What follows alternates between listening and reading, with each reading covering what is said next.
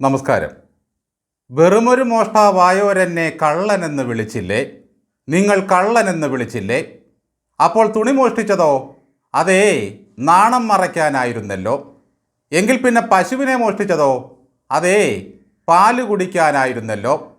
നല്ലത് വല്ലതും മോഷ്ടിച്ചാലുടനെ അവനെ വെറുതെ കള്ളനാക്കും നിങ്ങളുടെ ചട്ടം. ഈ പാട്ട് കേൾക്കാത്ത മലയാളികൾ ഉണ്ടാകില്ല. അയ്യപ്പൻ്റെ മുതൽ കട്ടവരും ഇത് തന്നെ പറയും. അപ്പോൾ അയ്യൻ്റെ വാതിൽ പൊളിച്ചു പോയതോ? അതേ, സ്വർണം പൂശാനായിരുന്നല്ലോ. കൊടിമരത്തിൻ്റെ പാളികൾ കൊണ്ടുപോയതോ? അതും സ്വർണം പൂശാനായിരുന്നല്ലോ. ദ്വാരപാലകന്മാരുടെ ചെമ്പുപാളി കൊണ്ടുപോയതോ? അതും സ്വർണം പൂശാനായിരുന്നല്ലോ. എന്നിട്ട് ആ പൂശിയ സ്വർണമൊക്കെ എവിടെ? അപ്പോൾ വിജയമല്യ നൽകിയ സ്വർണം എവിടെ? സ്വർണവും തുരുമ്പെടുക്കുന്ന കാലം വരുമെന്ന് ജെഫ്രി ചോസർ പറഞ്ഞിട്ടുണ്ട്. പക്ഷേ വൃശ്ചിക മാസത്തിലെ കുളിരിൽ സ്വർണം ചെമ്പാകുമെന്ന് ഇപ്പോഴാണ് കേൾക്കുന്നത്. ചുരുക്കി പറഞ്ഞാൽ അയ്യപ്പനെ ഒഴിച്ച് ബാക്കിയെല്ലാം ഈ ഉണ്ണിക്കുട്ടൻ പോറ്റി പൊളിച്ച് ബാംഗ്ലൂർക്ക് കടത്തി. പൊളിച്ചുകൊണ്ട് പോയതൊക്കെ പല പല പാർട്സാക്കി ഒരു വാനിൽ കയറ്റി പല പ്രമുഖരുടെയും വീട്ടിൽ കൊണ്ടുപോയി പൊതുദർശനത്തിന് വെച്ചു. ഭക്തഹൃദയങ്ങൾ അയ്യപ്പൻ്റെ വാതിലും കട്ടളയും തൊട്ടുതൊഴുത് ശരണം വിളിച്ച് നിർവൃതി കൊണ്ടു. തിരുവാഭരണത്തിൽ തൊട്ടുതൊഴാൻ ആയിരങ്ങൾ കാത്തു നിൽക്കുന്നത് പോലെ അയ്യപ്പൻ്റെ ജംഗമ സാധനങ്ങളായ ചെമ്പുപാളികളും കൊടിമരപ്പാളിയും വാതിലുമെല്ലാം തൊട്ടുതൊഴുത് ഉണ്ണികൃഷ്ണൻ പോറ്റിക്ക് ജനങ്ങൾ ദക്ഷിണ നൽകി. അയ്യപ്പൻ്റെ ഉരുപ്പടി തൻ്റെ വീട്ടിൽ കൊണ്ടുവച്ച് പൂജ ചെയ്താൽ മോക്ഷം കിട്ടുമെന്ന് കരുതിയ ജയറാമൊക്കെ ഭക്തിമൂത്ത് ഭ്രാന്തായവന്മാരാണ്. അയ്യപ്പൻ സ്വപ്ന ദർശനം നൽകിയിട്ട് പോറ്റിയോട് പറഞ്ഞു പോലും എൻ്റെ വാതിൽപ്പാളി കൊണ്ടുചെന്ന് ജയറാമിൻ്റെ വീട്ടിലെ പൂജാമുറിയിൽ വെച്ച് പ്രാർത്ഥിക്കണമെന്ന്. അതുമാത്രമല്ല, ഈ പോറ്റി വിളിച്ചിടത്തെല്ലാം ജയറാം ശരണം വിളിച്ച് കൂടെ പോവുകയും ചെയ്തു. ഇത്രയൊക്കെ കൊള്ള ഒരു ചെറു പോറ്റി സന്നിധാനത്ത് കയറി ചെയ്യണമെങ്കിൽ ആരൊക്കെയാണ് ഇയാളുടെ പിന്നിലെന്ന് അറിയേണ്ടതല്ലേ? അറിഞ്ഞിടത്തോളം ഇയാളൊരു CPM-കാരനാകാനാണ് സാധ്യത. എന്തിനാണ് ഇങ്ങനെ നമുക്ക് ഒരു ദേവസ്വം ബോർഡ്? ഭഗവാന്റെ സ്വത്തുക്കളുടെ കൈവശവും പരിപാലനവുമാണ് അവരുടെ ജോലി.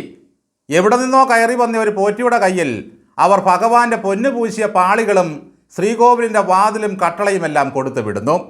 അയാളത് മാസങ്ങളോളം കൊണ്ടു നടന്ന് കണ്ടിടങ്ങളിലെല്ലാം ഭക്തരെ കാണിച്ചും പൂജ ചെയ്തും കാശുവായിരുന്നു. അപ്പോൾ പിന്നെ ഉരുക്ക് മുഷ്ടി ഉയർത്തി മുദ്രാവാക്യ ശരണം വിളിച്ച ദേവസ്വം പ്രസിഡന്റ് എന്തു വാഴക്കയാണ് അവിടെ ഇരുന്ന് ചെയ്തത്? സുകുമാരൻ നായരുടെയും നടേശൻ്റെയും നോമിനികൾ ഉലക്ക വിഴുങ്ങി ഇരിക്കുകയായിരുന്നു. എല്ലാ മാസവും 1-ാം തീയതിക്ക് 2 ദിവസം മുമ്പ് ശബരിമലയിലെത്തി മണിയടിച്ച് നട തുറക്കുന്ന തറ്റുടുത്ത തന്ത്രിമാർ ഒന്നും അറിഞ്ഞില്ലേ? അവരാണല്ലോ അയ്യപ്പൻ്റെ മൂലമന്ത്രക്കാർ. ഭഗവാനെ ഹരിവരാസനം പാടി ഉറക്കുന്ന പുറപ്പെടാ ശാന്തിമാരെ എന്താ കടുവ പിടിച്ചോ? അവരിതൊന്നും അറിഞ്ഞില്ല. വാതിലില്ലാത്ത ശ്രീകോവിലിൽ പിന്നെ എങ്ങനെയാണ് അവർ പൂജ നടത്തിയത്? ദേവസ്വം മന്ത്രി പൊന്നമ്പല വാസവനും അതിനു മുമ്പുള്ള രാധയും സുധയുമൊക്കെ എന്തെടുത്തു?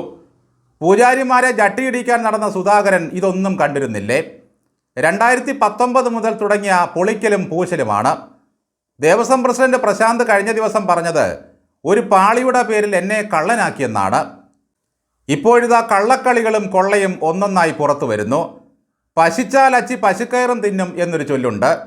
പണത്തോടുള്ള ആർത്തി മൂത്തവന്മാരെല്ലാം കൂടി ഉണ്ണിക്കള്ളന് പിന്നാലെ കൂടിയതോടെ സകലതും വെറും പാളി മാത്രമായി. സ്വർണവുമില്ല, പൂശിയതുമില്ല. ഇപ്പോഴത്തെ പ്രസിഡന്റ് അധികാരമേറ്റതിനു ശേഷം 5 തവണയാണ് അയ്യപ്പൻ്റെ കൊടിമരം പ്ലേറ്റിങ്ങിനായി ചെന്നൈയിൽ കൊണ്ടുപോയത്. ഇത് അദ്ദേഹം സമ്മതിച്ചിട്ടുമുണ്ട്. എന്നാൽ പിണറായി നിയമിച്ച പഴയ ദേവസ്വം പ്രസിഡന്റ് അനന്തഗോപൻ പറയുന്നത് ദേവസ്വം മാനുവൽ പ്രകാരം ഇതൊന്നും പുറത്തു കൊണ്ടുപോകാൻ അനുവാദമില്ല എന്നാണ്.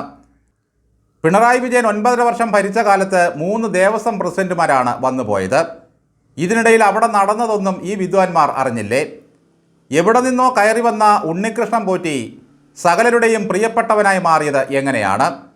അയാൾ തട്ടിപ്പിൻ്റെ ഓടക്കുഴലൂതി ഭക്തിമൂത്ത് ഭ്രാന്ത് പിടിച്ച സകലവന്മാരെയും പറ്റിച്ച് കോടികളുണ്ടാക്കി. കഴിഞ്ഞ 50 വർഷമായി പതിവായി അയ്യപ്പ ദർശനം നടത്തുന്ന ജയറാമിന് അയ്യപ്പൻ്റെ കട്ടളയും വാതിലും വീട്ടിലെ പൂജാമുറിയിൽ കൊണ്ടുവച്ചപ്പോഴാണ് ജീവിതം സഫലമായത്. ഈ പോറ്റി ഇതുമായി ഒരു വലിയ വണ്ടി വിളിച്ച് സകല ക്ഷേത്രങ്ങളിലും പോയി പൂജ നടത്തി. പോലീസ് ആസ്ഥാനത്ത് ഒരു മഹാഭക്തൻ ഇരിപ്പുണ്ട്, ADGP ശ്രീജിത്ത്. അദ്ദേഹത്തെ പോയി പൊന്നാടയണിയിച്ചു പോറ്റി. പിണറായിക്കൊപ്പം പോറ്റിയും അമ്മയും നിൽക്കുന്ന പടവും കാണാം. എന്തിനേറെ ഹൈക്കമാൻഡിനെ പോലും ഇയാൾ വെറുതെ വിട്ടില്ല. പിണറായിക്കൊപ്പം ഈ പോറ്റിയും അമ്മയും കൂടി നിന്ന് കുശലം പറയണമെങ്കിൽ ഇവർ തമ്മിലുള്ള അടുപ്പം എന്തായിരിക്കും? ഒരുമാതിരിപ്പെട്ട മനുഷ്യരെയൊക്കെ 60 അടി അകലത്ത് നിർത്തുന്ന പിണറായിക്ക് എങ്ങനെയാണ് ഇവർ പ്രിയപ്പെട്ടവരായത്? ഇപ്പോൾ ചോദിച്ചാൽ പിണറായി പറയും, പോറ്റിയോ അനക്കറിയില്ല. അടുക്കളയിൽ സ്ഥിരമായി പുറത്ത സ്വപ്ന സുരേഷിനെ അനക്കറിയില്ല എന്ന് പറഞ്ഞ പുള്ളിയാണ്. മാധവൻ മോഷ്ടിച്ചതൊന്നും ചേക്ക് വിട്ട് എവിടെയും പോയിട്ടില്ല എന്ന് മീശ മാധവൻ പറഞ്ഞ പോലെ ശബരിമലയിൽ നിന്നും മോഷ്ടിച്ചതൊക്കെ CPM അറിയാതെ എവിടെയും പോകില്ല. 42.5 കിലോ തൂക്കമുണ്ടായിരുന്ന ദാരുശില്പത്തിലെ പാളികൾ സ്വർണം പൂശി തിരിച്ചു കൊണ്ടുവന്നപ്പോൾ തൂക്കം 4.5 കിലോ കുറഞ്ഞു. സ്വർണം പൂശുമ്പോൾ പാളിക്ക് തൂക്കം കുറയുന്ന മായാവിദ്യയാണിത്. മണ്ഡലകാലം കഴിയുന്നതോടെ ഭക്തിവാണിഭക്കാരായ പിടിച്ചുപറിക്കാരുടെ കയ്യിലാണോ അപ്പോൾ ഈ ശബരിമല? ഈ പോറ്റി പക്ഷേ കോടതിയിലെ സത്യം പറയൂ എന്ന പിടിവാശിക്കാരനാണ്. മോൺസൺ മാവുങ്കലിനെ വെല്ലുന്ന വ്യാജനാണ് ഈ പോറ്റി. ഇവരുടെയൊക്കെ വലയിൽ വീഴാൻ തൊപ്പിവെച്ചവരും ചായം തേക്കുന്നവരും പണക്കാരും ക്യൂ നിൽക്കുകയാണ്. ഈ കള്ളന്മാരെ പേടിച്ച് കാട്ടിൽ പോയിരുന്ന അയ്യപ്പനെയും വെറുതെ വിടില്ല എന്നായിരിക്കുന്നു. അയ്യപ്പ സംഗമമെന്ന് പറഞ്ഞ് സകല വർഗീയവാദികളെയും കാറിൽ കയറ്റി പിണറായി അങ്ങോട്ട് ചെല്ലും. കള്ളന്മാർ വാഴുന്നിടത്ത് ശ്രീകോവിലുകളിൽ എങ്ങനെ ഭഗവാൻ യോഗനിദ്രയിൽ കഴിയും? ദേവസ്വം ബോർഡിനെ ഉൾപ്പെടെ അവിടെ നിന്നും അടിച്ചിറക്കി കഴുതച്ചാണകം പൂശിയാലേ സംഗതി ശരിയാകൂ. ബഹുമാനപ്പെട്ട ഹൈക്കോടതി ശബരിമലയുടെ താന്ത്രികാവകാശം ഉൾപ്പെടെ ഏറ്റെടുക്കണം. ശബരിമലയിൽ തന്ത്രിയും വേണ്ട, മന്ത്രിയും വേണ്ട, കപടഭക്തനായി വിജയൻ്റെ ഭരണവും വേണ്ട, ഭഗവാനും ഭക്തനും മാത്രം മതി. അവിടെ ഇത്ര കാലമായിട്ടും ഈ തട്ടിപ്പൊന്നും ആരും അറിഞ്ഞില്ലേ?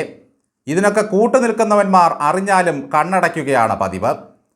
ഉണ്ണികൃഷ്ണൻ പോറ്റി അയ്യപ്പൻ്റെ മുതല് കൊണ്ട് നടന്ന് പ്രദർശിപ്പിച്ച് ദക്ഷിണ വാങ്ങി കോടീശ്വരനായി.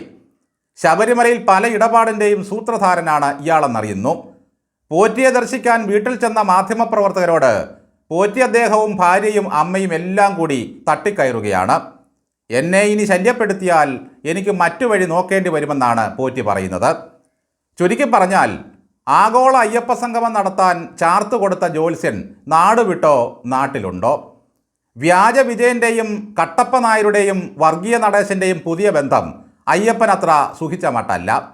കണ്ടില്ലേ ഒന്നൊന്നായി പൊന്തി വരുന്നത്? അതും ഹൈക്കോടതിയാണ് ഈ മോഷണമെല്ലാം കണ്ടുപിടിച്ചത്. ഈ അടുപ്പുകൾ സഖ്യം നാടിനാപത്താണെന്ന് ധർമ്മശാസ്താവിന് വരെ മനസ്സിലായിട്ടുണ്ടെന്ന് തോന്നുന്നു. ശബരിമലയിൽ അന്നദാനം നടത്തുന്നവർക്കറിയാം, അയ്യപ്പൻ്റെ പേരിൽ തുളച്ചു തോകിയ 1 മണി വറ്റുപോലും കുഴിച്ചു മൂടേണ്ടി വരാറില്ല. അത് കഴിക്കാൻ ഭക്തർ ക്യൂ നിൽക്കും. പക്ഷേ പമ്പയിൽ 8 കോടി മുടക്കി സംഗമം നടത്തി.